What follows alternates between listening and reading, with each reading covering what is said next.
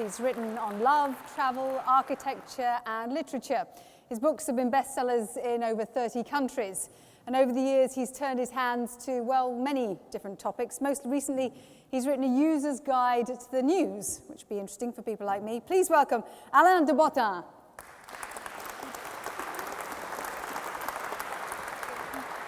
Welcome. Hello, thank you so much. We're here to think about how work can go better. That's a very new concern. For most of human history, the whole idea of work being in any way pleasurable was just not on the agenda. You didn't work to have fun. You didn't work to be fulfilled, and there was no notion that a happy worker was a more productive worker. In HR, in the olden days, there was only one instrument that you needed. That was a whip. You just hit people a bit harder, and then they would work harder. And then a remarkable realization came only in the last 5 minutes of human development. And that's the idea that the mental state of your worker will influence the quality of their work. That's a totally new idea, never before explored. So let's be gentle on ourselves as we're trying to build a world around that fundamental insight, that the state of mind of the employee will determine the kind of work they produce. And that's why happiness is now on the agenda of companies in a way it's never been before. It's odd, the idea nowadays that we've got, that work should deliver not just money, but also happiness. That idea is born in the Renaissance, when the first people suddenly are saying, hey, we want to work and be creative. And there's the notion of the creative genius. And that's where you get people like Leonardo and Michelangelo, who demonstrate that they are not merely going to be serfs, workers in the bad sense. They're going to be creative artists. And that notion of the worker as a kind of proto-creative artist has now spread everywhere. And if you ask young people, what do you want to do? What kind of a job do you want to do? They say, well, I want to be creative. And that's not necessarily that they want to paint the Sistine Chapel. What they want, though, what's echoing down the ages, is that original ambition, that good work is, in some ways, creative work. Interestingly, at just about the same time as human beings started waking up to the idea that they should work not just for money, but also for fulfillment, another remarkable idea came on the agenda. And that's the idea that you should get married, not just in order to have children, but also because you love the person you're married to. Absolutely striking. For most of human history, you just got married to somebody whose land adjoined your land, and you didn't worry about fulfillment. But we are moderns, and to be modern means two things: that we expect to be happy in love, and we expect to be happy in work. These are two beautiful ideals, but they let us down constantly. Often on a Sunday evening, we have a crisis around one or the other, or both. It's absolutely normal. That's what it means to belong to the modern world. Part of the problem is that we are believers in instinct. You know how people will say to you things like, oh, it's not good to think too much, just follow your gut. This is the most I speak as a philosopher, this is the most disastrous piece of advice you could ever follow. Our gut instinct is almost always wrong. Now, where is our gut instinct recommended most? In two areas, surprise, surprise: love and work. So we are incredibly rational creatures, able to deduce from experience and to break down problems into smaller parts and think logically. But when it comes, let's take love first. I'll drop love in a second. But when it takes love, people will go, oh, how am I going to find love? Well, I just know that this person's right for me. I just got that right feeling. And then 50% of the population divorce within 5 years. In other words, we are disastrous at working out what our instincts are. And then there comes the issue of work. How are we going to find a good job? Well, in the same way as we're supposed to find a good lover, by chance. In the olden days, in relationships, in religious eras, there was the notion of a calling. There was the idea, the word calling comes from religions, and the idea is that you're going about your daily business, and suddenly you will hear a voice, and it's the voice of God. And God will call you to do something in his ministry on earth. Perhaps you must go to the Holy Land, or fight a crusade, or go and dig up some bones of an ancient saint, something like this. And you will hear that voice, and that's what it means to have a calling. Now, when the world became secular, when Britain became secular, we imported that notion of a calling into the modern workplace. So people go, oh, I've got a calling to be a doctor. Oh, great. And so I've heard a voice. I must go and heal the sick. Now, the problem with the notion of calling, it's very charming, but only about 0.001 of us of us ever hear a voice. We don't hear that voice going, be an accountant, you must go into HR, right? We don't hear that. We stumble into things. We sit around when we're 16 or 17 wondering what on earth we're going to do with our lives, and the process is catastrophic. And the reason why we don't apply our brilliant logical brains to this is that we are romantics who believe that we should find employment according to instinct. This is disastrous, as I'm trying to stress. We have entirely the wrong education system. We are bringing up people according to a world that does not exist. What we call education nowadays is basically a hangover of a religious scheme of education. We were brought up originally by monks and nuns. They were the ones who controlled education in Western Europe for hundreds of years. And we still have built into the education system a complete unworldliness. Why do we study this subject called maths, when actually no one does maths, apart from 1% of the population, in the way that maths is done? But 99% of us do it in a key way which is never taught to us, which is business. We don't get taught business. There is no such subject as business, at least until very, very far, until it's too late in the education system. We also study weird subjects like English literature. What on earth is this subject called English literature? What it should really be called is relationships, because that's really what literature is concerned about, relationships. Why don't we study relationships, given that an enormous amount of damage is done to the economy and to human lives by the fact we don't know how to run relationships? We don't do it because the education system is clinically opposed to utility. If you go to any academic or teacher and you say, we'd like what you do to be a bit more useful, they go, oh, no, we don't like things being useful. We believe in training people for the whole of life. And you go, but life comprises relationships, employment. Yes, but we don't mean that sort of thing. We don't want to narrow things down to just making money. And you go, but saving people from divorce is not making money. The conversation goes nowhere. These people are institutionally opposed to being useful. This is a disaster. We need the major corporations of this country to gather together and reinvent the education system, because government doesn't know how to do it and schools don't know how to do it. Come to me later for advice on this. But we need a whole-scale reform of the system called education. There's also a tragic field called career counselling. Now, if you look at the FTSE 100, big corporations devoted to pizzas, running shoes, footballs, etc., much, much more important than this is the job of finding someone a job that they love and are well suited to. Is that in the FTSE 100? No. There are no major corporations geared to the immense task of matching people with a job that they can enjoy and flourish in. There is an enormous business area here, and yet it's disorganized. Career counseling is done from people's basements and spare bedrooms. It hasn't advanced in 50 years. We are still operating with the utterly flawed Myers-Briggs test, and though we have creativity every minute in many areas of technology, there is a fundamentally stalled nature of career counseling. We need to get better. It's stuck at the level of medieval brain surgery. In medieval brain surgery, they had a few good ideas. If you had a certain pain, they might drill a hole in your skull. Sometimes that would relieve the symptoms. Other times it would kill you. We are stuck at that sort of level in career counseling, and we're paying the price. Most young people going into the workplace think that there is really only one kind of employment, and that is being a footballer. The reason is not that the young people are idiots, but because they follow this thing we call the media. And in the media, people never do any work. Well, they do two kinds of jobs. Either they're actors or they're sports people. Nothing else goes on. The spotlight of glamour only ever falls on those two jobs. This is catastrophic. We need the light of glamour to fall on the jobs of, well, the poor engineers are always mentioned at this point. But yes, engineering, as we know, is not very glamorous. Engineers, their holidays do not feature in the right-hand side of the Daily Mail. Their wives are not featured going to get a drink from the bar, etc. We need the light of glamour to properly illuminate the life we actually live in. Isn't it striking? When I think of literature, if you were a Martian and you went into a bookshop and thought, oh, what is this species? What do they do with their days? And you read the average novels on the front table at Waterstones, you would come away with the idea that human beings basically only do two things: murder people and fall in love. Well, actually, the number one thing we do is work. But that work is not reflected in the literature we read, and therefore you have generations coming up that are entirely ignorant of the world of work. It's not their fault. The way in which work, the mirror that we hold up to the world of work, is entirely deficient. So we've got a problem with instinct, we've got a problem with education, and we've got a problem with the mirroring and the representation of work. Now, what do people really want from their work? What's their deepest passion around work?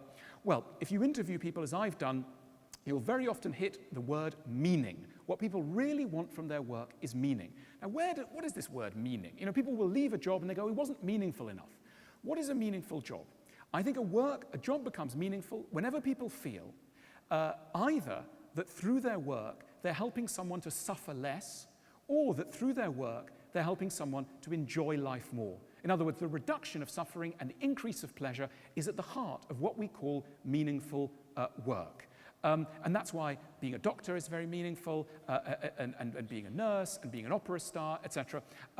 Now, the problem with meaning, we have a crisis in meaning.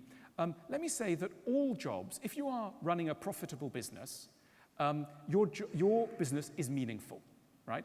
And yet, many jobs don't feel meaningful. Now, why is that? Why can an enterprise be doing something that's meaningful? Oh, we're making chocolate biscuits. That's very meaningful. But the person within that enterprise might not feel that it is particularly meaningful. What's going on? Well, I think we have two problems. One is time, and the other is scale. The number one generalization you can make about the world of work nowadays is that it takes place within gigantic systems. We are a world of specialization. Adam Smith, the great economist, first deduced the connection between productivity and specialization. The more specialized your workforce, the more productive and fruitful your economy will be. We know that we live in the UK in a very advanced, very wealthy economy, because when you go to a party and you say to people, what do you do?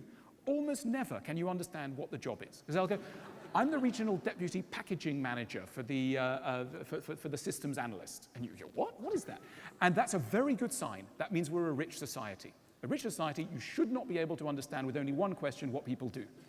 That's a good sign. The problem is meaning, because if you are a tiny, tiny, tiny piece of this giant machine, you are losing sight of the meaning of your organization. And this leads to a terrific loss of energy and purpose in an organization. If you say to people, what are your job fantasies? I once ran a little questionnaire with a sample group, asking people what were their fantasy jobs. And there were two jobs that came tops. There was multiple choice. And the two jobs that came top were A, running a cake shop, and B, running a B&B. Now, it's ridiculous. It's a nightmare running a cake shop and a B&B, obviously disastrous. However, these are people's fantasies, and people's fantasies tell us a lot about people's motivations.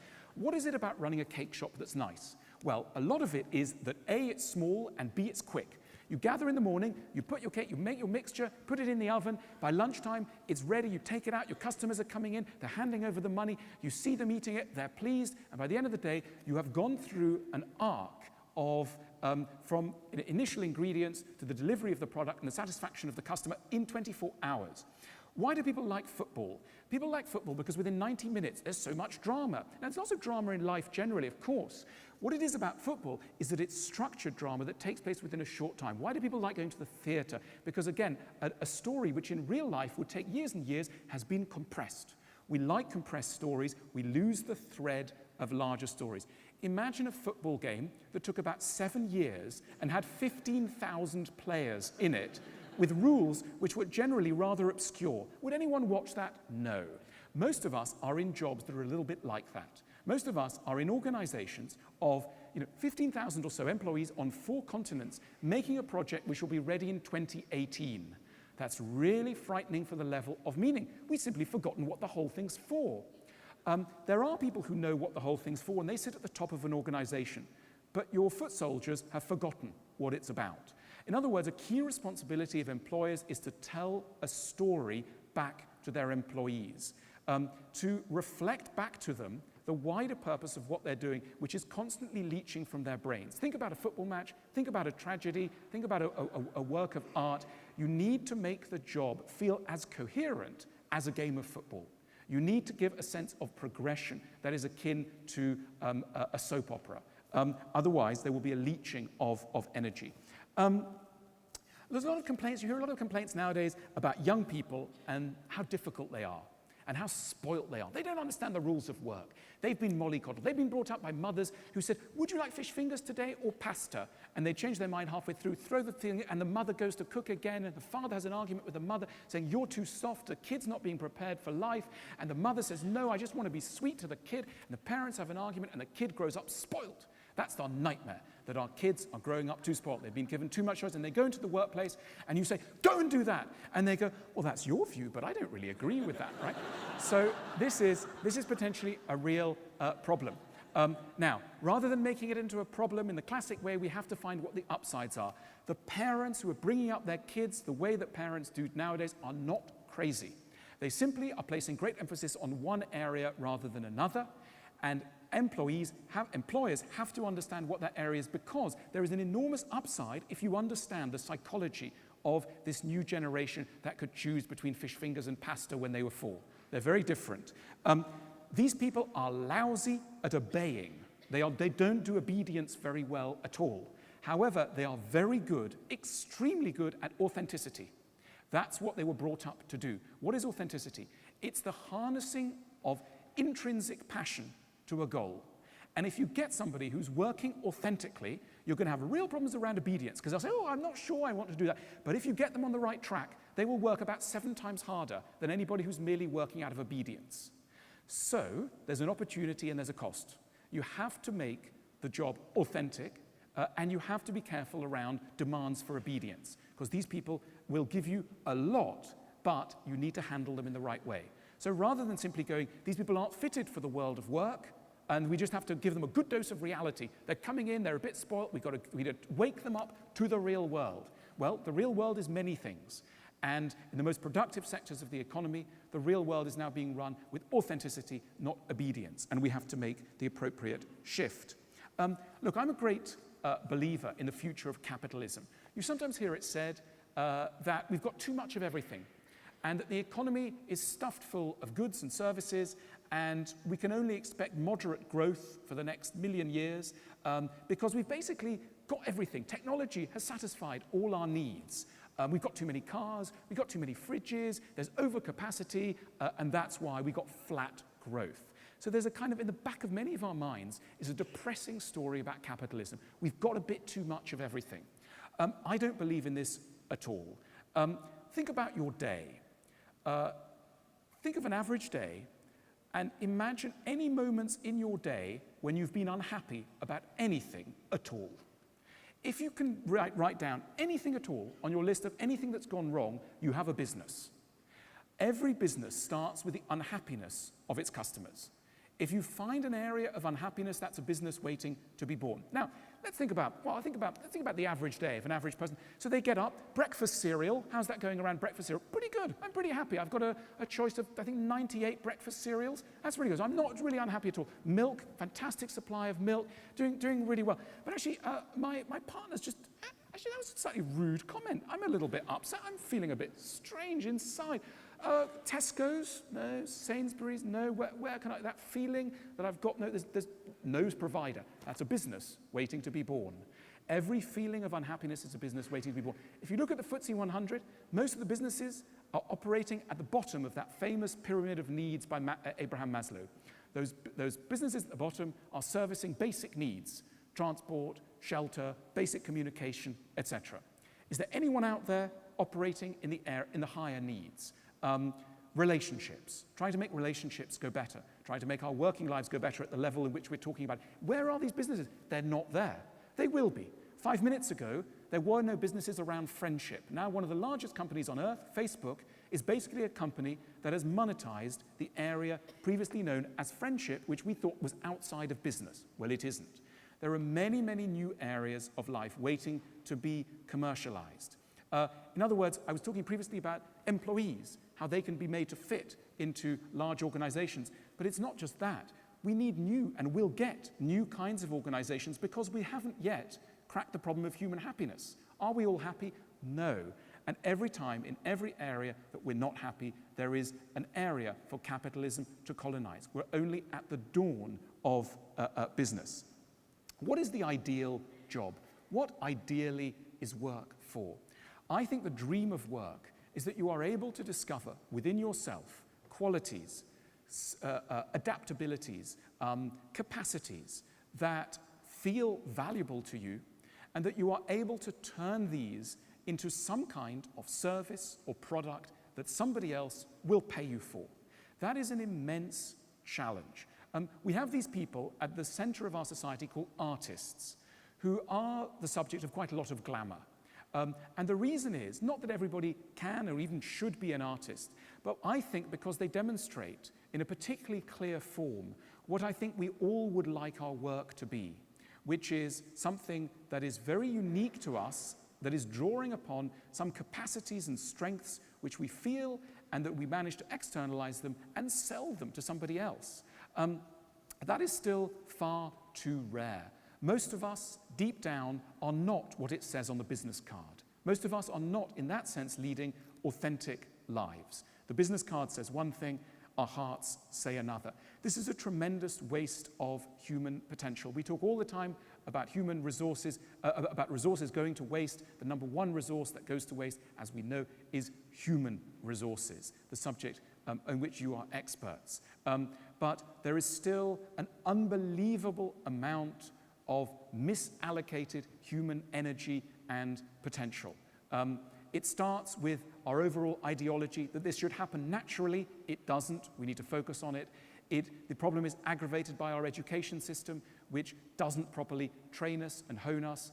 It's further aggravated by the failure of career counselling and proper guidance. It's then deeply challenged by the modern workplace, which has grown so large and can't tell its own story back to its workers. We have hurdle after hurdle. But by getting clearer about what they are, I'm a real optimist. I think it may take another 100 years, but I think from the position of 100 years, when we look back at the waste of talent that's going on now, we will be astonished. We simply won't allow it anymore. I'm hopeful. You guys are spearheading the revolution. Thank you very much.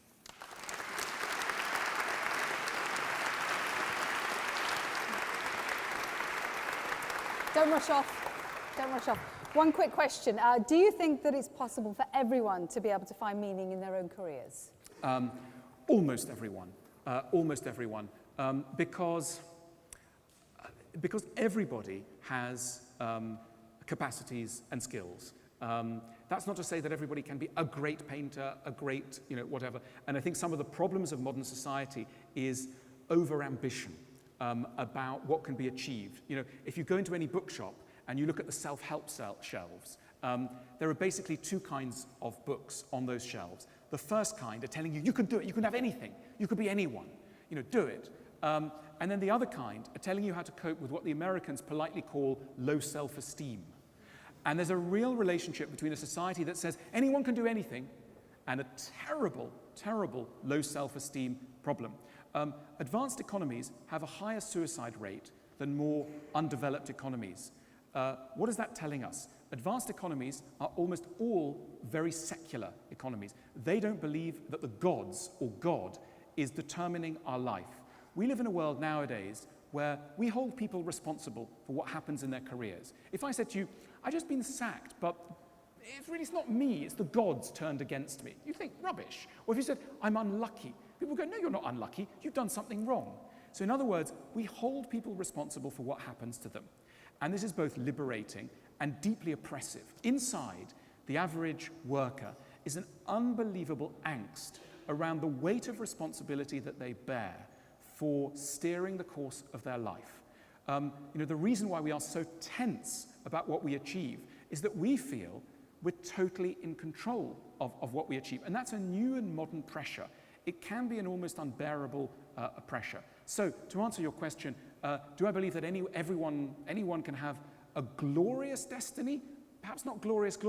Do I believe that everyone can find satisfaction? Absolutely. But it's like threading a needle. You have to understand what the world can provide and what the individual is best suited to. Nowadays, we rush through that decision. We trust people's instinct. We have to get a lot more logical. We are wasting people's lives. Okay, we're going to leave it there. Alan, thank you very much. Thank you very much. Pleasure. Great. Thanks. Thank you. Thanks.